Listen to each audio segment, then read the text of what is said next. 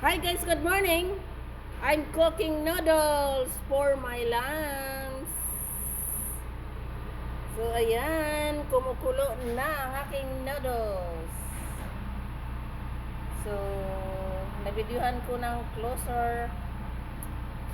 So, ito yung aking tanghalian. Noodles. Haluan ko sana ng gulay, kaso lang wala nang oras bumaba.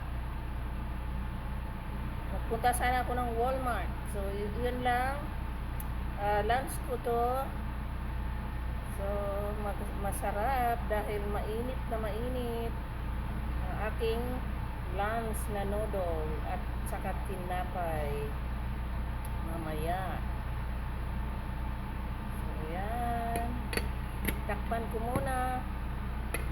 Kainin ko ngayon na. So, yun lang at